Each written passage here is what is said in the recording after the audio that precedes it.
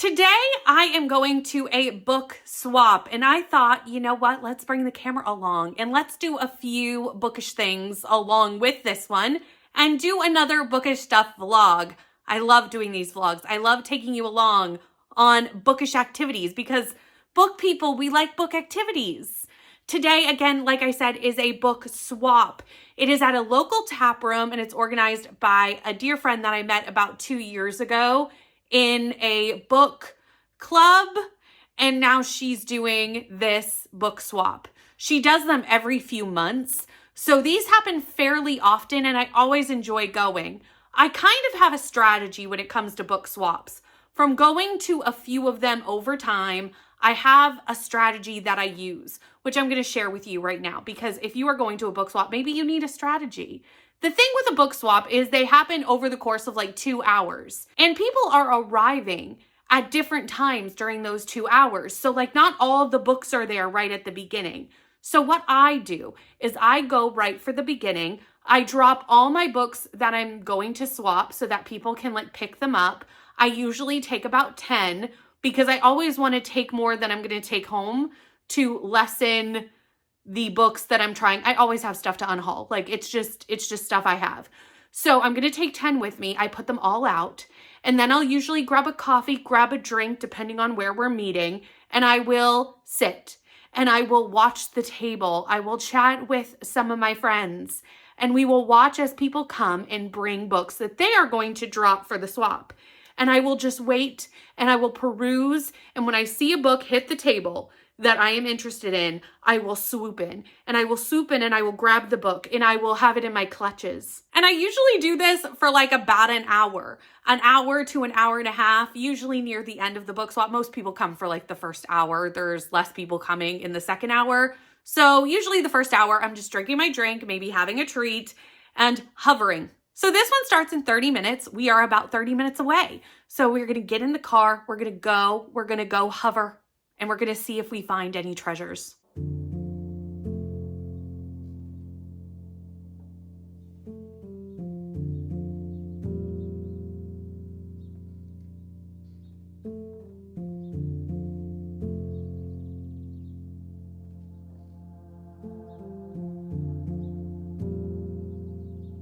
So normally when I go to these book exchanges, I don't actually take away that many, a handful of books.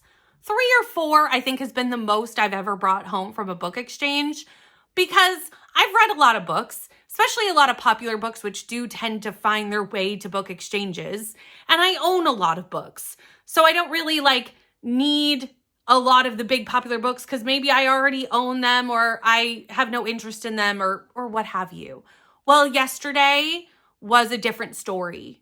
Yesterday was a treasure trove of amazing books at this event, and I ended up with 9 new books coming home with me, which is way more than I anticipated bringing home. I took 12 to the event, so I did come back with less than I took, but I came back with more than I anticipated. Some of these I'm very excited for. Some of them I had never heard of, but once reading the synopses, I became very excited for it. And there is one series that I have, I believe the whole series, or at least the first 3 books of the series, I don't actually know how many are in it, that I'm not sure if it's a Brittany fantasy romance series, but it was free, and these editions were gorgeous, so I thought, you know what, I'll take a chance. If it doesn't work for me, I'll bring it back to the next exchange, and someone else will enjoy it, and we'll just give it a try. So that's kind of this stack that I got over here. So let's dive in. We're going to talk about the 9 books that I brought and why. I'm not going to go into in-depth synopses because that would take us forever, but we're going to talk about what I got. The first one and the only romance that I picked up is the Rom-Commers by Catherine Senner. I have read many Catherine Senner books. I have enjoyed, I'm pretty sure, every one that I have read. So I'm glad to have this one on my shelves. This was a beautiful sprayed edges version. Love the pink sprayed edge. And now I own this. I'll probably read this actually very soon because I've been wanting some more romance on my shelves that I could quickly pick up and read. I feel like I've been buying a lot of fantasy lately. Cue this stack of a large amount of fantasy. And I like to have romance in between my fantasy, because it is such a fast read. And sometimes fantasy books take so much longer that like you need a palate cleanser in between. And this is always a good shout. And I believe this one's going to be a quick read that I'm going to have a good time with. Divine Rivals and Ruthless Vows. I still have not read this series. Now I have the whole thing. And I need to try this because I have so many people who I know and love. This is like their favorite fantasy romance series. And I just haven't read it. I haven't had it on my list. I haven't had time to read it. So now I own both books. And I think I will give this a try sooner rather than later. This has gods. I love that kind of thing in a book. I do think it's a tad bit historical, which does make me a little bit nervous. But I am going to trust the process and trust all my friends who adore this book. The Courting of Bristol Keats is a book that I have had my eye on every time I go to the bookstore. It has a pretty sprayed edges copy in the bookstore, and I have picked it up many a time going, will this work for me? And I've gone back and forth on it, honestly, and I just couldn't justify spending the $40 on the sprayed edges edition of this because I really didn't know if it was going to work. But in an exchange, again, I take a book, I get to take one back. So this cost me no extra money except for like the book that I originally bought that I was going to unhaul anyway. So I thought, you know what, let's just give it a try. Let's pick it up. We'll give it a try. We'll see. This is fae. I do tend to like fae fantasy romance. And it says dangerous fae, dark secrets, addictive romance. There's letters, which I do, again, love epistolatory things. I don't know how much epistolatory content is in this book, but it does mention the letters at the start, but like I don't see them in here. Oh yeah, there's one. So there are some letters in here. And like I said, it was one of those books that like I wasn't really sure of, but I have had my eye on it for some time. So let's just give it a try in this way. Again, if you're buying new books and you're not really sure of them, you're hesitant to spend like $40 on a hardback, which is like what hardbacks cost in Canada. So this way I could like enter in low stakes. And if I don't like it, again, I'll just take it to a little free library, another book exchange, etc., etc. The next two books I had never heard of until I saw them there, but I looked them up, read the synopses, and they did interest me. This is The Book of Love by Kelly Link. It was blurred by Lee Bardugo, and I was reading the synopsis, and I was like, what is this? Like, is it fantasy? It was very unclear from the synopsis what this was. It does mention that it is set in a high school, so I do think this may potentially head into dark academia territory, which, you know, is something that I love and is always very exciting to me. And when I looked this up on Goodreads, it was listed as fantasy, mystery, and I think thriller. So I think it's a genre blend of like fantasy and mystery, which I do tend to like a fantasy mystery genre blend. I don't know how I've never heard of this because it apparently was a Pulitzer Prize finalist, but I've never heard of it. So I grabbed it. Dark academia potentially, but it was kind of hard to tell from the synopsis. The synopsis is a little bit all over the place because I do think it's a genre blend. And I do think sometimes it's hard to convey what a genre blend is through a synopsis. So we'll give this a try and see if I like it. Sing Me Forgotten. I, again, had never heard of this before, but as soon as I looked it up on Goodreads, the first thing I saw was Phantom of the Opera retelling, and I stopped looking. I actually know someone else that had given this 5 stars, so I didn't even read anything else after that. I was like, okay, retelling, Phantom of the Opera.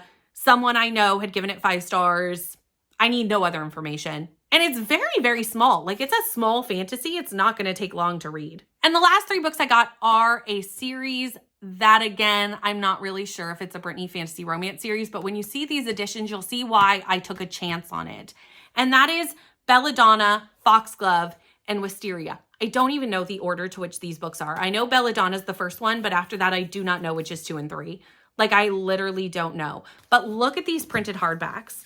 The Belladonna one is not the matching edition with the printed hardbacks. It's just like the normal edition, which was kind of sad.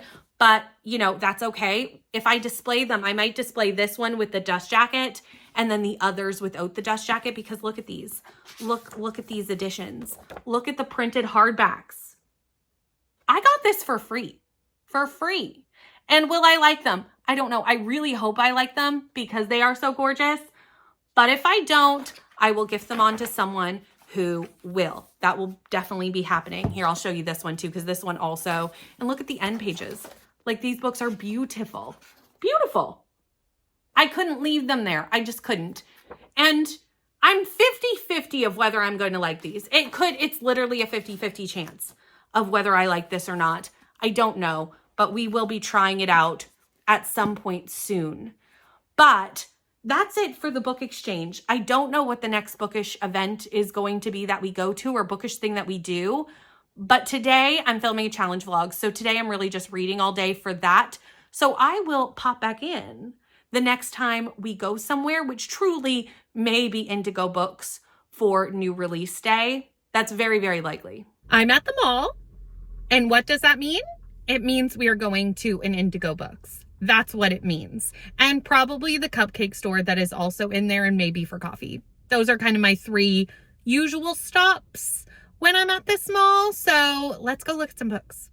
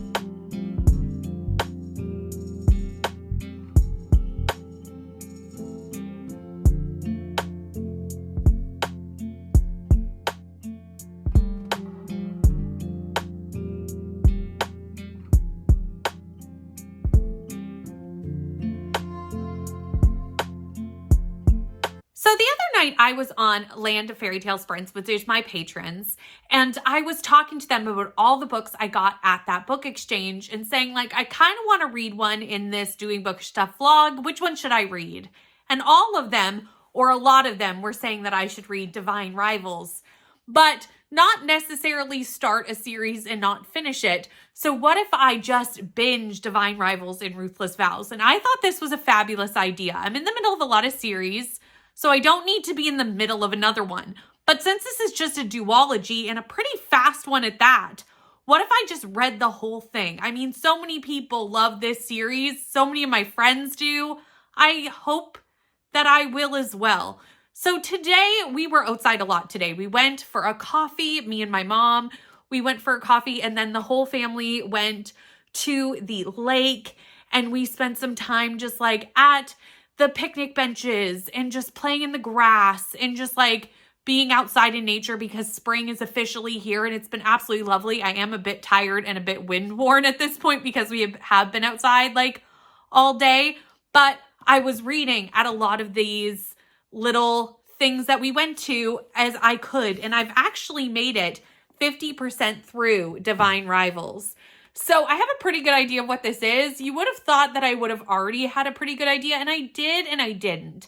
I knew it was fantasy. I knew there was like an enemies or rivals to lovers situation, and I knew it had something to do with letters.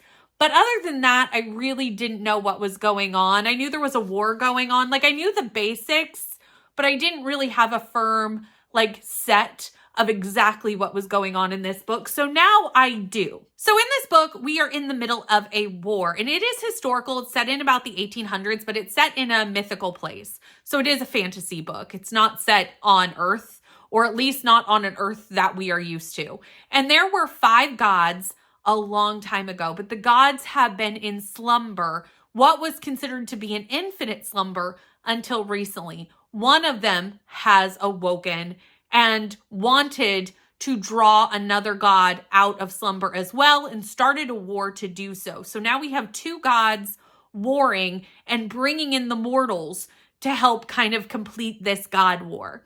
So there are a lot of mortals off at war, one of them being Iris's brother. We actually see him go off to this war at the very first chapter of this book. Iris is one of our main characters, and she is a reporter. And she has a rival in a fellow reporter at her newspaper who is Roman. And I was going to say Rowan, and I was like, that's not right.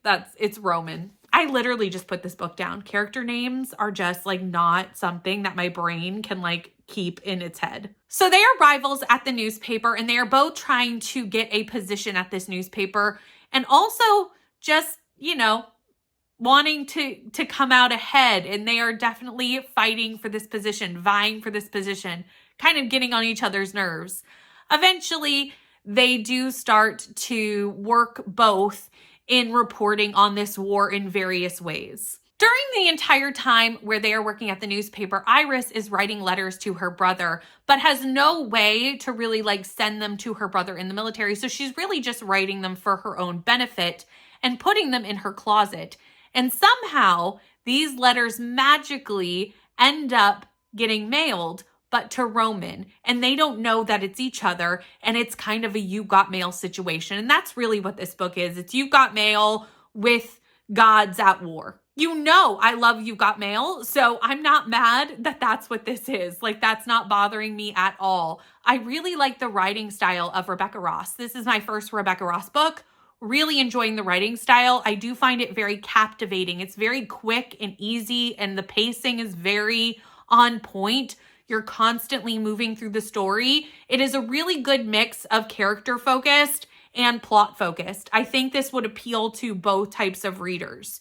You are really getting to know the characters, their motivations, why they're doing what they're doing, but there's enough going on around them to keep your attention plot-wise. I do think we're not diving that much into the gods. We're seeing a little bit of that, a little bit of the mythology around them, but it's not the main focus of this book. I think the You've Got Mail romance is the main focus of this book, but I have a sinking suspicion that this one might be more fantasy focused. This is still fantasy. It is fantasy, but the main focus is the romance, and I'm hoping that we get more of the gods in this one.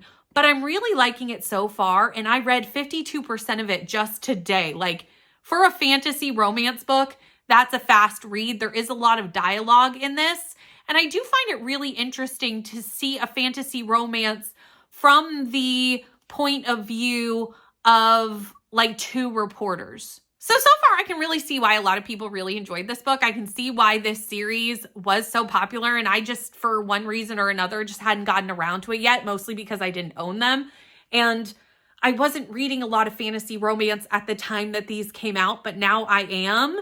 And I'm glad to be diving in. So we're going to continue. We're going to keep going on this binging a series train. And we're going to binge this series in this vlog now. This is what I love about doing these like doing bookish things vlogs, is I never know where we're going to go. Like, it always starts with like, hey, we're going to go to this like bookish event. And then like, now we're binging a whole series. So I just finished Patreon sprints for the week, and I finished Divine Rivals with 3 minutes left on the last sprint. Like, I was cutting it close. But I really needed to finish this because we're going to be out tonight, which I'm going to tell you about in a bit. But I really wanted to finish this and come talk to you before I went out for the evening. And I'm going to give this 4 stars. I really enjoyed this book. I like the characters. I'm really invested in the romance. And I'm really invested in what's to come with this God war. I really feel like, especially how this ended, we're going to dive more into that in the next book. And I'm excited to dive more into that in the next book. There was a moment with about 70 pages left in the book, up until about 20 pages left in the book. So not the last 50 pages, but 50 pages near the end, where this book started to drag a little bit. And it kind of felt like a really extended epilogue to this book.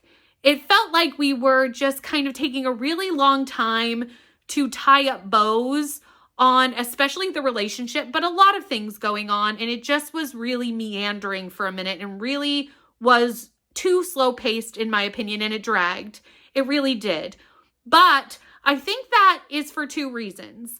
I think it was just really wanting to give us a good foundation and the pacing was off, but also because this is a duology, what you would normally have in the middle book, we were trying to like set up people to be where they needed to be to end off the duology. So normally that would be in like a middle book if it was a trilogy, but it was at the end of this book. We were just setting up everything to be where we needed it to be to get to the point of like the cliffhanger in this and also what's to come in this next book.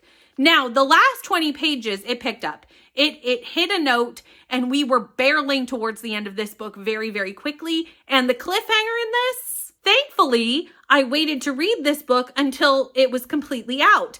When you do that, cliffhangers are less of a problem because I'm about to go right into the next book and binge the book. So like, it doesn't really matter that there's a cliffhanger. Like that's a good thing. It's making me more excited to binge the series. Normally, if I'd be waiting for the next book, I'd be like, no, I have to wait so long. Well, I don't have to wait so long. I just have to wait till tomorrow. So it is time for me to pick up Ruthless Vows. This is upside down. It is time for me to pick up Ruthless Vows and continue with this series. Most people have told me this one has more fantasy. I hope it does. I hope we go into the God War more. I was even saying on sprints, though, that I have heard a lot of people talk about this book. I have not heard nearly as many people talk about this book.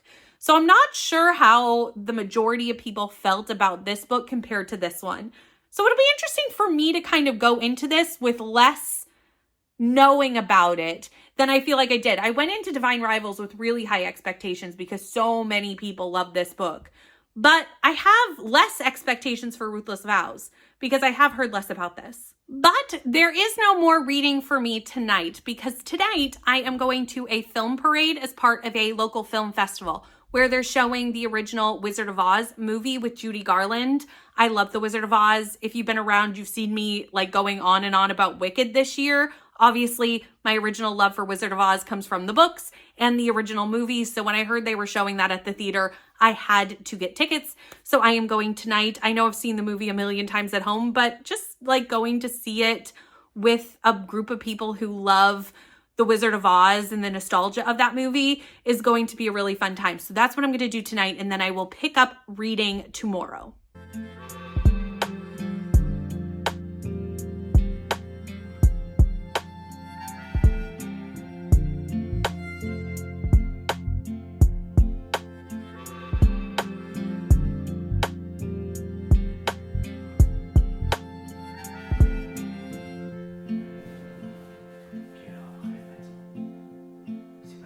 So I am 50% of the way through Ruthless Vows. And a lot of the ways, this book is very, very similar to the first book. We're still set in this God War, and we still have Roman and Iris working for the press, writing articles about the war, and sending letters to each other throughout that process.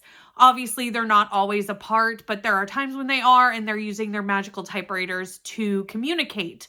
And everything is kind of just taking place directly after the events of the cliffhanger of Divine Rivals.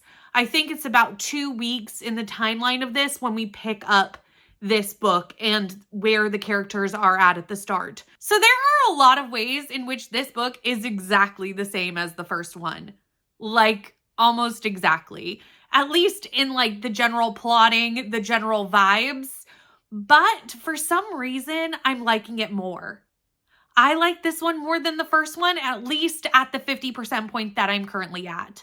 We do see a lot more of the gods in this one, and a lot more of what's going on to create this God War. Why are the gods at war?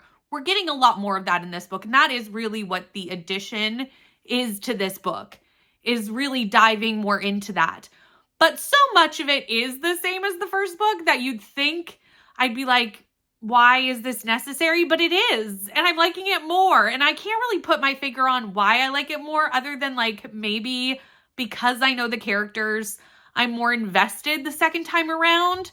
I do think that it's helped that I have binged these two and read them very close together. I think I'm seeing a lot of the connections that maybe I would not have remembered had I read these kind of separate. You can almost see these in my head, and I think when looking back on this later, I will almost think of them as like one long book because it is really a direct continuation in the timeline, and the general vibe is very much the same. I'm a little nervous to say for sure that I'm going to like this better than Divine Rivals. I mean, I really liked Divine Rivals. I gave it 4 stars. You just saw me in the course of this vlog read it. But I'm a little nervous to say for sure that I like this more because my main problem with Divine Rivals was the pacing at the end. And it was really like the only critique of Divine Rivals. And since this is my only second book that I've ever read by Rebecca Ross, I don't know if that's a common problem with a Rebecca Ross book or if it's distinctly like Divine Rivals problem. And I don't know the answer to that question. And I don't want to say for sure that like, maybe I am liking this more because I like the beginning of Divine Rivals too, and the ending, I don't know. I don't know if the pacing's going to be weird at the end again. I hope not, especially since I think the ending was a little off pacing-wise because we were setting up for this one, where we're not setting up for another book. This is the last book. So we need to like put a full bow on the story with the ending of this book versus like maneuvering characters into positions that maybe they wouldn't be. So we shall see. I'm going to go finish it and we'll find out if like at the end of the day, do I like this one more? I feel like less people talk about this one. So, you know, is that an unpopular opinion? Maybe. So I just finished Ruthless Vows by Rebecca Ross, but before I get started, I have some book mail that arrived. I have a bookmark from Bree's Patreon. Bree from Four Paws in a Books. The top tier patrons get a bookmark every single month. I look forward to seeing what this is every month because Bree is so talented at making bookmarks. I do not have that skill. So I am just glad to support my friends that do. And I always like wait to find out what it looks like until it like arrives. So it's a surprise. And I thought we'd open it together because you know what? Book mail is fun to open with friends who enjoy book mail. Will this open well? You never know if you're going to get a good pull. This one's actually not going too bad. You just never really know. Okay, let me pull it out here. Okay, it's facing the camera, so I can't see it. Escape Reality. Oh, Brie, I love this. Okay, let me pull it out of the plastic first. Let's pull it out of the plastic so it's not so shiny. Please hold. Why can I not open this? There we go. I got it. Okay, I love this. This is going to be great for when I read sci-fi books. What a perfect sci-fi bookmark. Thank you so much for this. I'm excited. Okay, now that we've opened the book mail, I cannot wait to go add that to my bookmark collection. I've got quite the collection at this point. I have a bookmark problem. But is it a problem? No. I like to match my bookmarks, which means I like a lot of different ones. Anyway, I finished Divine Rivals. No, I finished Ruthless Vows. I've already finished Divine Rivals 3 weeks ago at this point. This one's taken me a while to finish up, not because I wasn't enjoying it. I was finishing a lot of books before the end of the month and just trying to like finish everything out. So this one ended up kind of going on the back burner, but I picked it up today from the point that I put it down after talking to you last, and I flew through the last half of this book. Flew through it. The pacing issues that I saw in the first book were not in this one at all. The pacing was so much better in this one. And I really did enjoy this book more. I was enjoying it more last time I talked to you. I enjoyed it more this time. It's still probably going to get the same rating though, which I mean, I know that might be odd, but I don't think this is a 5-star read. And I gave the other one a 4. So I think they're both 4-star reads, but like overall, I liked this one more. The pacing in this was better. It was a very similar story, like I said, but this one just had a few more pieces, a few more layers. We learned so much more about the gods in this one, and I was lapping that up and really was wondering how we were going to end this god war. How were our characters going to be involved in that? What was going to come together? What pieces were going to slide into place to complete this duology? Because obviously this is the last book. And you never know if a series is going to end in a way that is satisfying, because you've had some series in your life, I'm sure I have, I'm sure you have, that didn't end the way you wanted it to. This one was very satisfying end. I think it like wrapped up this story perfectly, in my opinion. So 4 stars for the entire duology. I really enjoyed my time with it and definitely want to read more Rebecca Ross books because these were my first 2. But this is where we are going to end out this vlog. Thank you so much for coming to do some bookish things with me, book swaps, book shopping. I don't even know what else we have gotten up to. We binged an entire series. So many things have happened over the course of the last few weeks while I've been filming this. and I hope you enjoyed watching it. If you've made it all the way to the end of this video and have nothing to say down in the comments, leave me a letter or like an envelope emoji, since this book and the first book are definitely like You've Got Mail vibes. Letters are a big part of this series. Thank you so much for watching. Please like, comment, and subscribe, and I will see you in the next one. Bye, friends.